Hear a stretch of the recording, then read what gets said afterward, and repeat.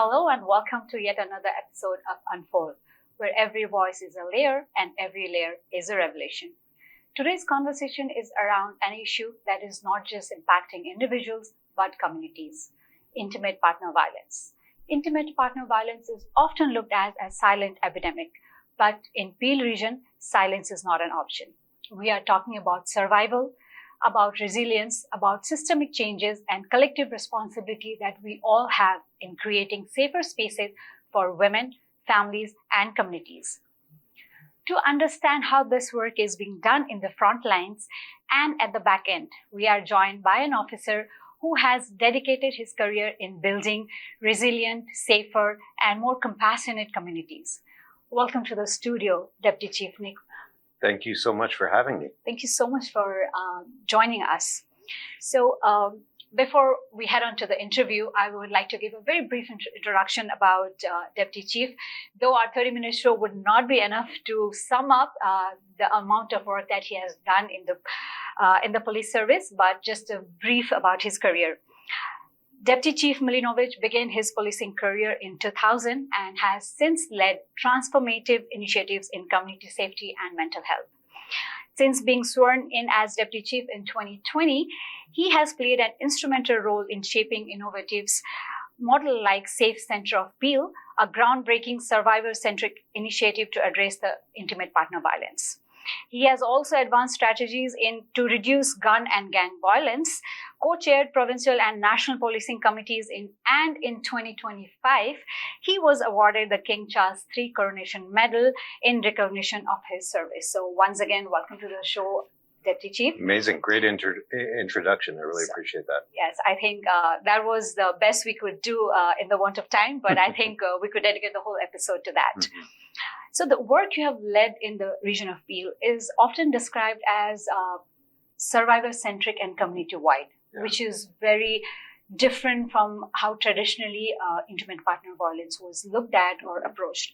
So to start us off, can you let us know why did Peel Region Police see the need or the importance to rethink their response to intimate partner violence? Really appreciate that question. And the reality is it's not just a change in the way that Peel Regional Police is responding to intimate partner violence, but really the way that we are responding to policing in general. I think one of the things that we as an organization have recognized is, of course, we have legislated responsibilities and the need to do certain things that are very traditional in policing. But what we really, really need to do is respond to a way that is supportive of our community and is responsive to what our community needs. And one of the most immediate needs when I first came to Peel was the area of intimate partner violence. There are standards that are set out by the government that say that police, when they respond to an issue of intimate partner violence, need to respond in a certain way. Those are the standards.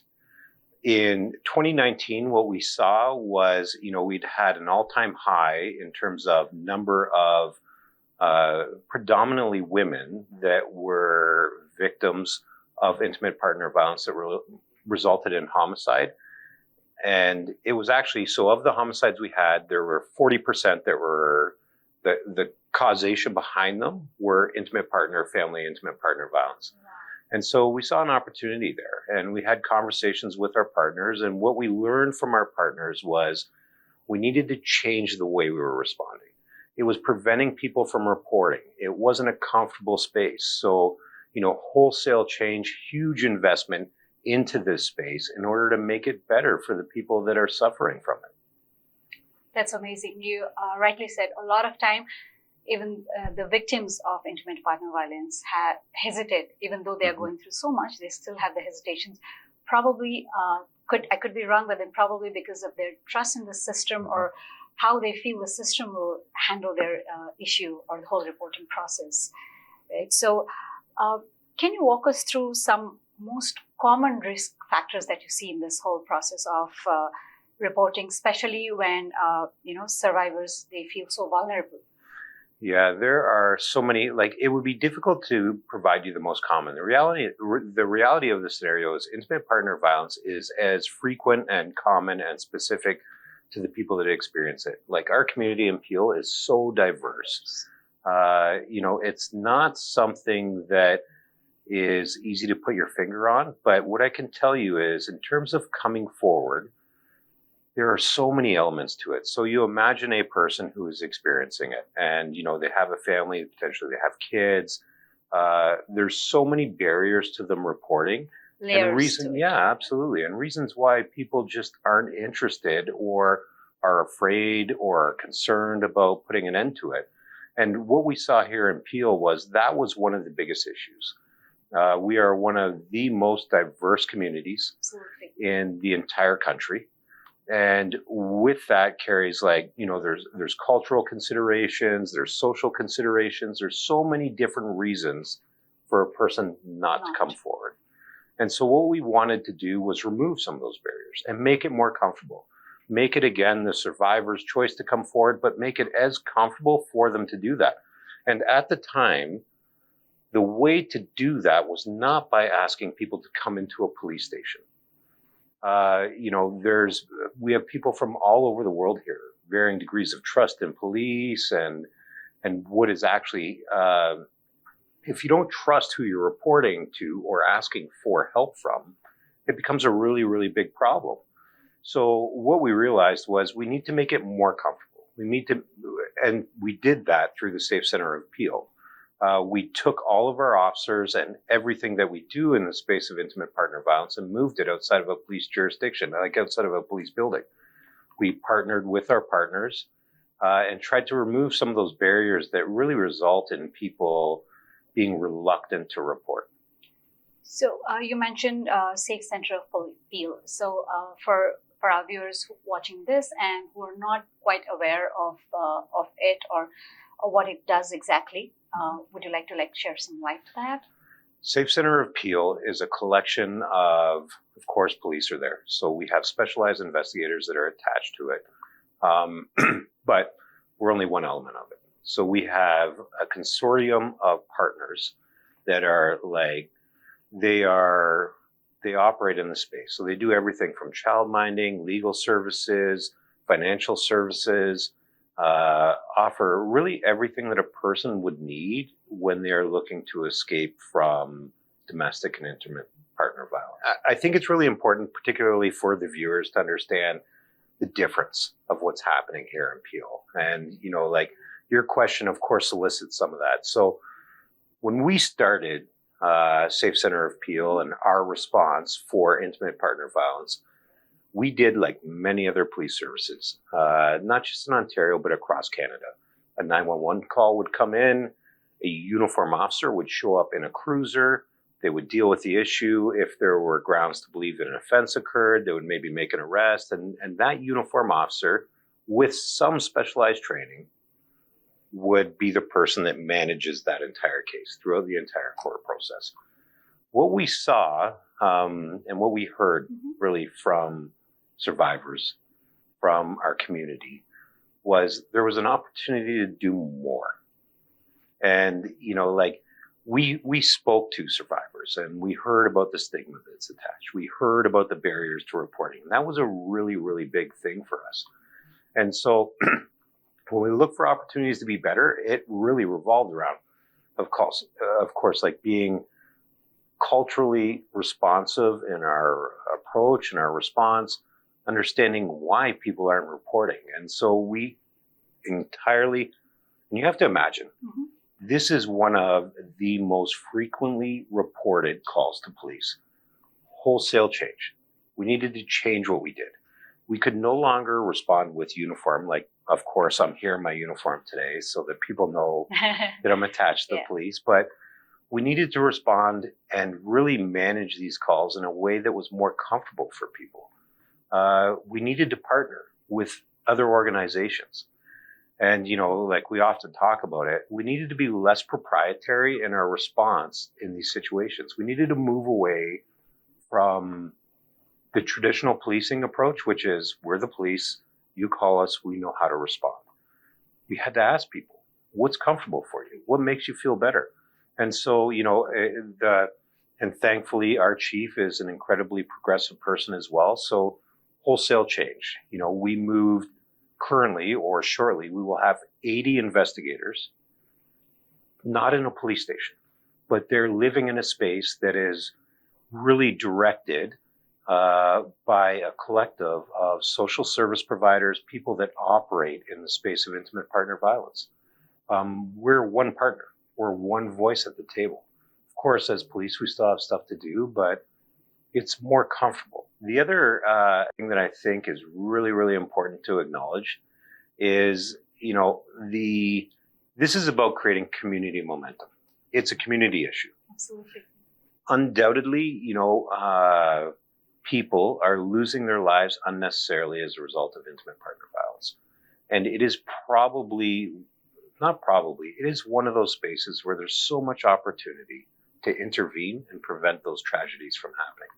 And so we have people that are advocates. They really believe in those things. So, even our unit, we're representative of over 20 different languages.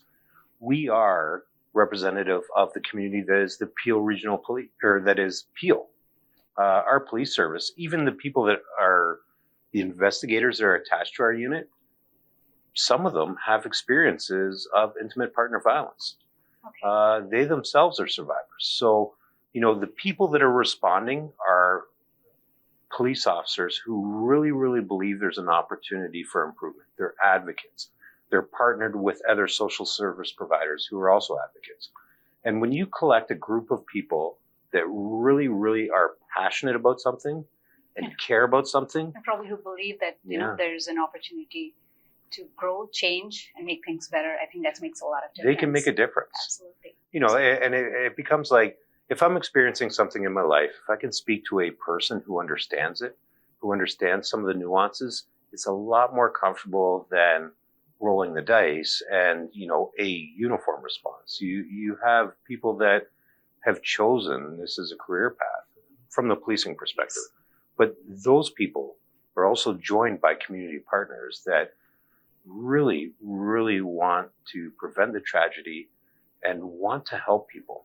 That's their primary cause. And I think that's the thing that has probably most directly impacted our community and our response in this scenario. That's amazing to know. So with that response from Deputy Chief, we will take a short commercial break here. We'll be right back with you and we'll discuss about things like what does this survivor-centric approach mean for survivors on the ground? What does it look like in action at the IPV unit? We will address some of those questions once we are back from the break. Stay with us. अगर आपको Dubai या middle east नुमा ज़ेवरात की तलाश है, तो आपको दूर जाने की बिल्कुल जरूरत नहीं। आज ही हमारे मिसिसागा रिजवे स्टोर तशरीफ लाइए, अल करम ज्वेलर्स।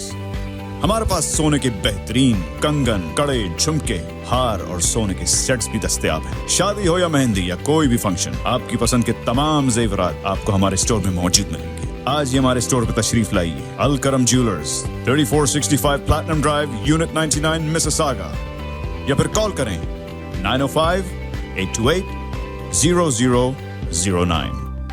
अल करम ज्वेलर्स, फरमाइश आपकी, गारंटी हमारी।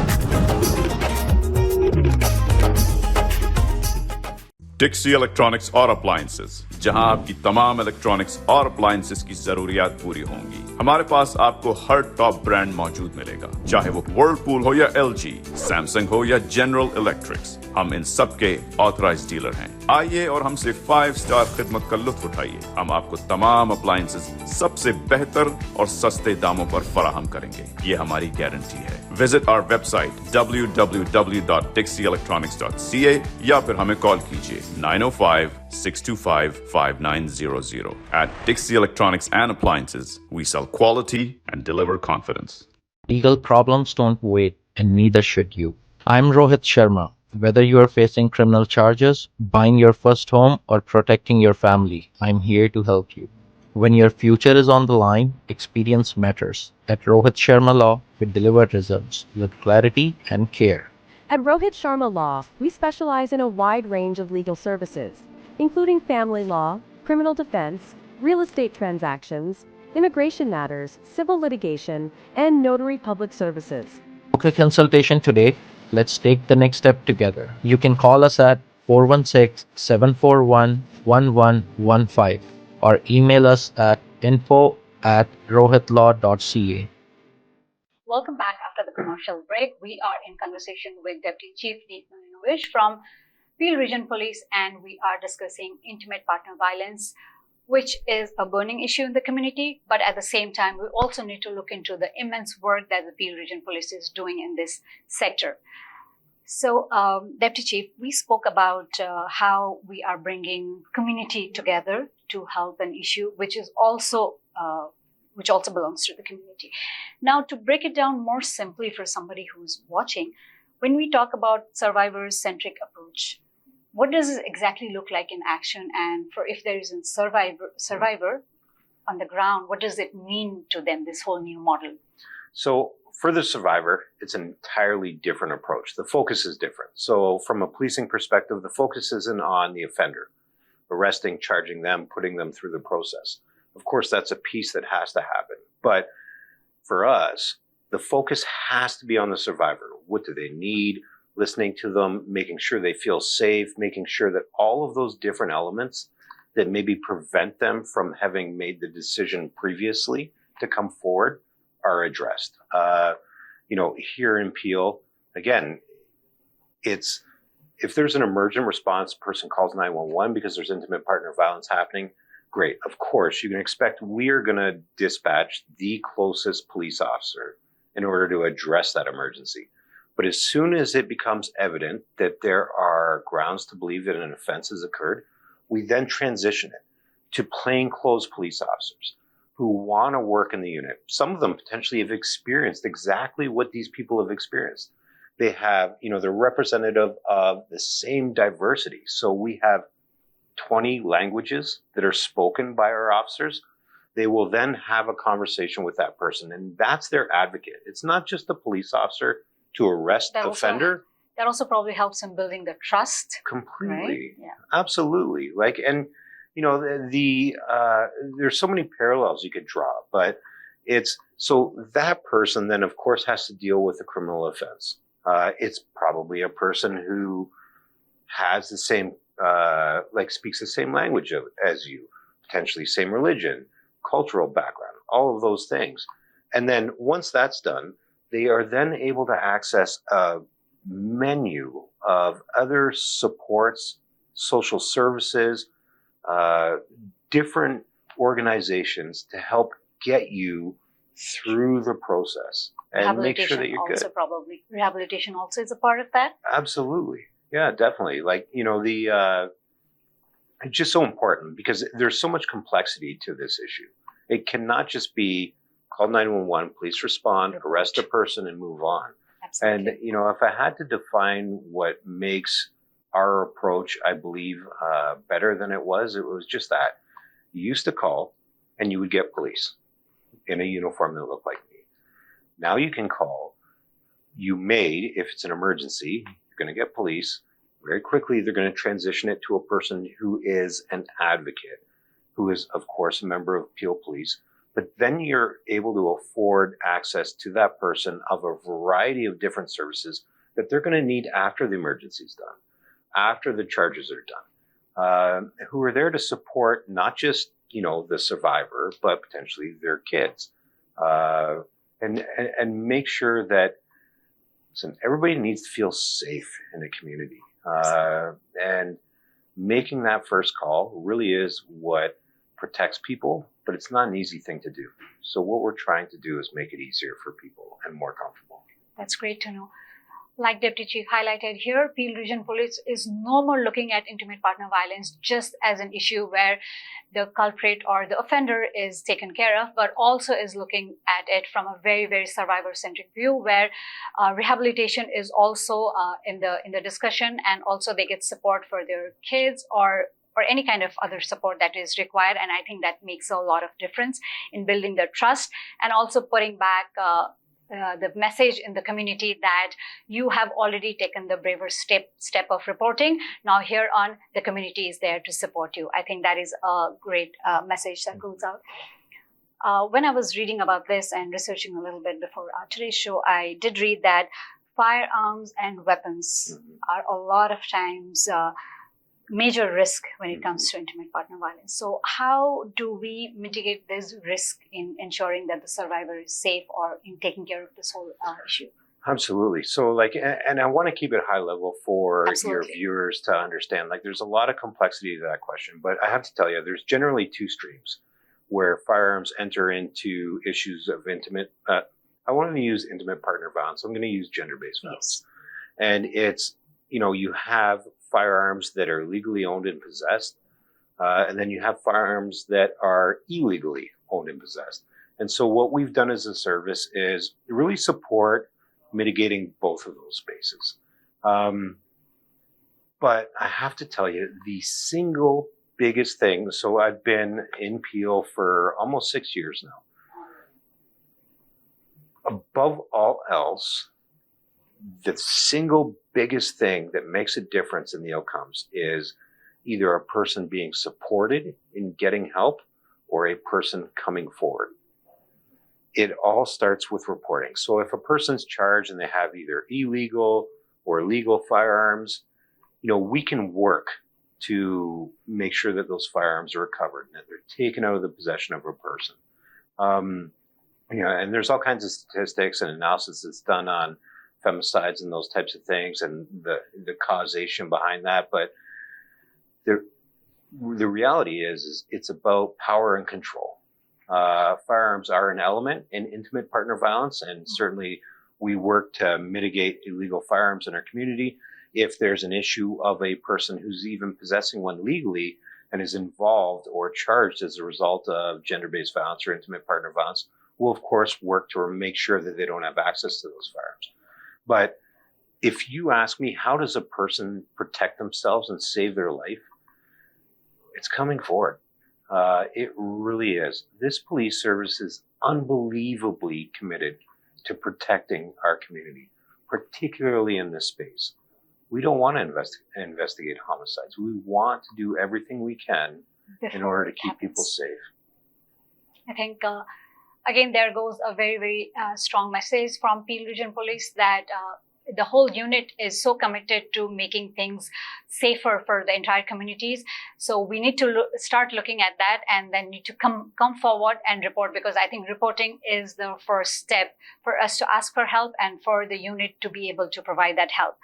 So when we are talking about the survivors, so if there is a survivor watching us and is hesitant, so what is your first message to them if they could be hesitant because of different things, because of the stigma attached to it, because of cultural expectation, because of the fear of community judgment, or even because of the fear of not being supported during the whole process. So is there anything that you from the unit want to give as a message? The first thing I would say is, I acknowledge that the decision to come forward is a person's individual decision. And what I would say to, your viewers and really to anybody that's experiencing it is no different than what I would say to my own daughters, which is you need to get help. There's an opportunity to find help. You do not have to struggle alone. Acknowledging it is probably not probably, it's one of the most difficult things that our survivors experience in their life. And certainly it's life-changing. But there is an opportunity to make it better. What you're experiencing right now does not have to be what you experience for the next 5, 10, 15 years until tragedy happens. And so, again, to your viewers or anybody that's experiencing it, the advice I would give is no different than I would give my own family.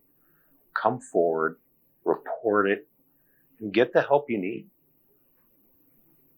I think that's a strong message. The moment Deputy Chief mentioned that he would give the same suggestion to all our viewers and everybody in the community who's listening to us, the same advice that he would give to his family, means that he is coming from a place of a very, very passionate person who's looking into this and who's very, very, very enthusiastic and committed to making this happen and take care of this. So thank you so much. And we are almost towards the end of today's show, but we are also going to, probably this is going to happen for the first time in the episode of Unfold, that we are going to do another episode of this as well. Now, we did very briefly mention that Peel Region Police has been able to share our approach, and probably, other regions or jurisdictions have been able to replicate. What, according to you, makes it so replicable, or what was the few things that we were able to share for others to, what makes us so different? Yeah, of course, the current approach, like, our Family Justice Center model and the way that we're approaching things is one of the largest in the country. So in terms of an investment from a police service, that's a really, really big deal. We have a huge unit that is oriented towards this issue. But if asked to really define what is different about the approach that Peel takes, is we've joined, of course, in the Family Justice Center, we have partners. We have advocates, but we have joined them on a platform and asked for change. We're looking for opportunities to make the entire system, the response to people that are experiencing gender-based violence, all of the requirements, those standards that we talked about. We've done a lot of work in that space to try to improve those things. And it's just really out of the recognition that there is opportunity to improve. We can create better outcomes, and we can save people's lives. And, it's traditional police response. Everybody believes, and your viewers too, police respond, they arrest bad guys, they go, and then they leave. We're changing that narrative. We've provided testimony at the federal level, provincial level. We've worked with our partners to make recommendations to the people that have the ability or the purview to make changes to make it better. And I really believe that that's probably one of the strongest things that we've done. Again, we have a unit of 80 amazing people, 20 partners that are attached to us. That's a big group. Yeah. And they're doing amazing work. But there's the opportunity to do more. So we're trying to draw and bring more people into the momentum that is going to really make the difference. I mentioned one of the reasons why we started down this path is in a year where we had over 30 homicide victims, roughly 40 to 50% were the result of family intimate partner violence. So you imagine the lives that were lost there. One life is too many. And so really that's our goal. People shouldn't have to suffer that, and families shouldn't have to suffer it. And so that's where we're looking for the opportunity to prevent that. Thank you so much. I think Deputy Chief rightly put it there, that one life is too many. The value of one life is as much as that of too many lives. So nobody has to face that. And we will continue this conversation because it is very, very important to us, close to us. And like I always say, the purpose of this show, Unfold, is not to bring solutions in this 30-minute or 1-hour episode, but to start those conversations, make these conversations more normal, remove all the taboo attached to this, around this, and start having those conversations. So I think that is what we are striking today as well. We will see you in another episode, and we will be in conversation with Deputy Chief Nick from Peel Region Police. Thank you for staying with us. This is Unfold.